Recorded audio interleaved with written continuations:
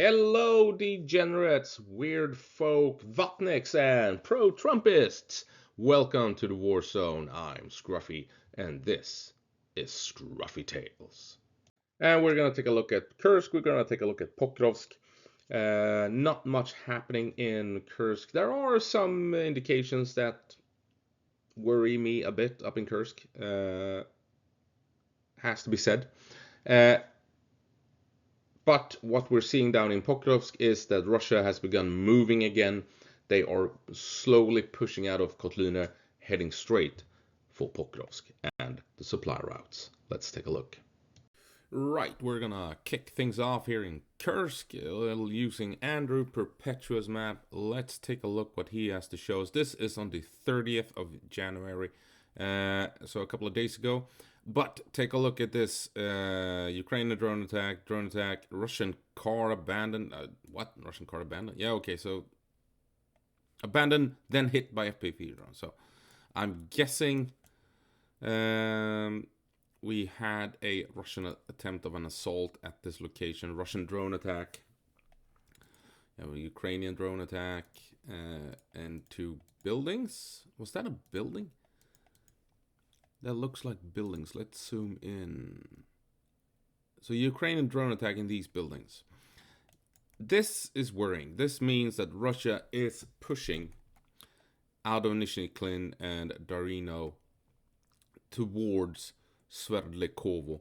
And if we take a look, why is Sverdlikovo important? Remember, I've been talking about the bridges and everything. You know this. Let's see if this is the correct one. Yeah, here we go. Take a look. You have the river. Here you have a bridge. Whoop. Hello. Where did everything go? Okay, I can't zoom in apparently. Here's the bridge. Here's the bridge. Sverdlikovo. These two bridges. And of course, if we zoom out, as you can see, an access point across this vital river. I've been talking about the river system here that protects the last, that will act as a last line of defense for Ukraine. Russia's already down here.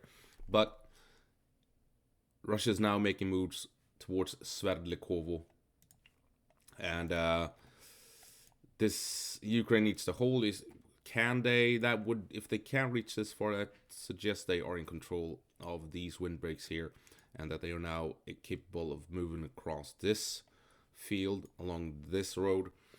But then they might get shot at from the flanks from this windbreak here, and of course Ukrainian positions here. But as you can see, the Russians appear to have made a move all the way up to Sverdlikovo. Very important. If Russia can take Sverdlikovo and those bridges, then there's an open road literally all the way. There are hardly any windbreaks. You have the valley here with the rivers and lakes. This will be the next line of defense. If Russia gains Sverdlikovo, then this is where Ukraine will have to defend their next line of defense. And what they have to do is stop Russia from reaching this road here, this highway, because this is the only supply route, functional supply route, leading in from Ukraine into Sudzha and Kursk. So Ukraine must hold the line here, and if that failed, then this is here the last, absolutely last line of defense. I'm worried the same thing for the same reasons down here at Kurilovka. Russia has reached a couple of farms. They are close to taking Kurilovka and getting across yet another part of the river. We've been talking about this before. If they can get across here, same thing. They come inside the river barrier, and then they can begin to make a push across the the high ground, across these fields into these valleys here, reaching this extremely vital supply route. As you can see, there's only one, that's the dog in the background, only one real supply line leading into Kursk from Ukraine, and it's this supply route right here. So this is really dangerous for Ukraine. But as we can see, there's a lot of stuff happening down here, so we're gonna take a look at that as well. Andrew's map is acting up on me. Here we have some Russian shell on Goyevo. Not too worried. the river is kind of wide down here. The forests surrounding Guevo, you have high ground all over the place. These fields, each one of these farm fields, that is a massive hill. Guevo is well protected, and there's like only one bridge across the river down here. But this is interesting. These are Ukrainian attacks all over the place. Remember, Ukraine quite recently took control of this street and pushed Russia out. So this is the 30th. First, on the 1st, you still have Ukrainian attacks. And continues on the 2nd of February. More attacks in the outskirts here. Indicating that here, Ukraine is on a roll, apparently. And actively pushing Russia back. They push down the street. They're still attacking Russian positions all over the place here. So interesting indeed. Remote Russian mining on their side of the river. Isn't that interesting? Why are they mining this building, whatever it is? Looks like it may be an old ruin. Take a look. You can see the shadow here. Drone attack. Okay, so Ukraine, I mean, this must mean that this building is under Ukrainian control. Yeah, on the, basically on the southern side of the river here. So Russia has not been able to push up all the way to the bridge, in other words. Interesting. So, yeah, that's Kursk at the moment. And jumping over to Pokrovsk, not much is going on. There's some things happening over here, but slow going for Russia. Down here, I haven't really updated, but I mean, I've made some simple lines here to indicate that, you know, Russia is indeed advancing. They're closing in on Sribne, on Navdivka. They're closing in down here towards Andrivka from the south, from the east. Taking a couple of small villages here on top of the ridgeline as soon as it crossed over onto the high ground and what have you. And of course, Velik and Novoselka has fallen more or less, if not in its entirety. But Pokrovsk, what is happening here? Not much at all, it appears. This is what it's been looking for a couple of weeks. And now finally something has happened. I think what happened was, and I was going to mention this despite the changes on the map, that since it's been several days when things have slowed down here, my thoughts and what I thought was going on was that Russia took Kotlyne and they were now building up potentially for an assault. They had the town, they had the factory, they were now moving in reinforcements, gathering supplies, maybe setting up a field hospital or a triage center in the factory or somewhere in the village in a basement, bringing in troops to build up forces for a push.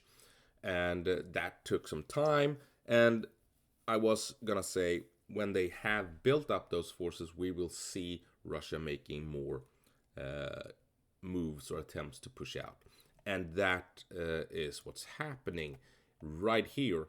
I highlighted it with dotted lines to show you just how little Russia has managed to gain ever since they took Kotlyne. This area here is what they've taken. Plus, it appears to have been a extensive trench line right here that they managed to push across and secure, which puts into question the claims that Ukraine has pushed in this way. They may have, we saw evidence that they did make the push, but I'm curious if they managed to hold on to any gains here in Kotlyne. The hope was that they could hold on, but now that Russia is expanding here, even if there are Ukrainians in this part, they are essentially cut off. Russia can now open fire on reinforcements coming down this way. But as you can see, Russia has not managed all that much in, 2 weeks now? Something like that. And that, of course, is an indication that Ukrainian defenses in the area are substantial. And Russia is not making moves that are thundering through Ukrainian lines. It's a slow, relentless grind that is costing Russia hundreds of lives, killed and wounded. Hardly any successes at the Dutchne. This area here still contested, this factory. But the advance has begun, as we have feared, northeast along the railway and the forest belt here, leading up to this point where you have several logistical routes coming into Pokrovsk. Ukraine still has a number of options, but this is the end of the line basically. Then 1, 2, and well, this is already cut. Then Russia has cut another 2 supply routes, and they've cut 1 and 2 railroads leading into Pokrovsk.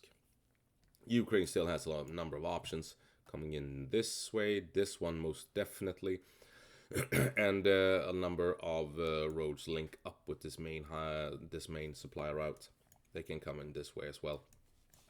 So just because Russia reaches here, it's not over, but they are in a very good position to push on into Rishtina, and from here they may actually threaten this last vital supply route. We'll see where they go from here.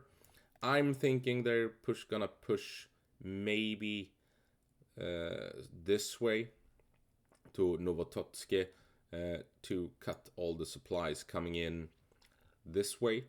Instead of pushing here, I'm thinking they will go northwest to Novototsk, because if they push in here and cut this supply line, Ukraine can still utilize this road and coming in from the north. Here, they cut this supply line and this supply line. And if they go for Shakove, well, they cut this supply line as well. But I think it's going to be a northwestern push here instead of a straight west push. Could be wrong, obviously, we'll see what happens. But with a little bit of luck, this will take several months, the same as down here, which should draw out this affair well into the summer before Russia is ready to attack. Remember, they've been here for several months. They've came up here a couple of months ago, and they still haven't made any real attempts pushing into Myrnorad or Pokrovsk, because Russia knows that as long as Ukraine has logistics leading into these cities, everything favors Ukraine inside of these cities. I've been saying this for 6 months now, I think, or something silly like that. The Russians, they know what they're doing. They know that they need to cut the supply lines, because if they don't, then in here everything favors Ukraine. And if Russia wants to commit taking Pokrovsk and Myrnorad and fail, it could cost them the entire war. They could lose so much resources, so many soldiers in here, that it could actually open up for a Ukrainian counterattack. So Russia needs to be well and truly prepared to the fullest before they move in. And that means trying to cut as many logistical routes as possible before doing that. So we'll see what happens if Russia can push northwest, if they can push on beyond Rishtina. But as we can see here, it does appear as if Ukrainian defenses in and around Kotlyne are pretty extensive. And yeah, I think the lull over the last couple of days here was Russia bringing in supplies and manpower to hide in Kotlyne, building up a force that could then continue the push. And that is what we now are seeing. And there you have it. The Russians are moving in, closing in on some important bridges up in Kursk, potentially devastating for Ukraine. And outside of Pokrovsk, they have begun moving again, more than likely having amassed resources and manpower in Kotlyne, and they are now ready to try and push out towards those logistical routes once more.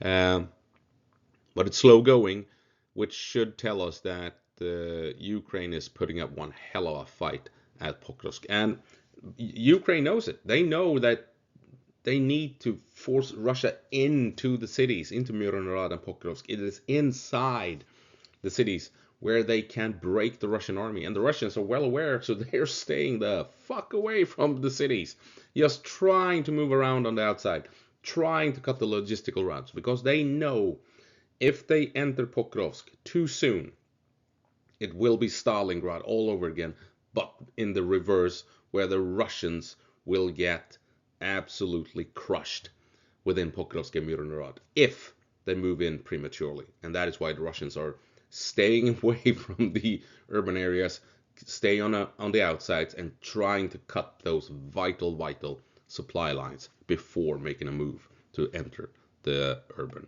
areas. Anyway, that's it. I hope I'll see you in the next one. And the next one should be me talking about the threat to Greenland, because, well, Greenland so far belongs to Denmark. Denmark is part of the Nordic countries, part of Scandinavia. Me being a Scandinavian, it kind of affects me. And it involves the risk of military escalation aimed at my fellow Nordic Danes. So, we're dealing with war and combat and weapons and Scandinavian Swedish history on my channel, so we kind of have to address it. So that video will probably pop up an hour or so maybe after this one. So anyway, as always, go på marsch, Ukraine, and give them hell.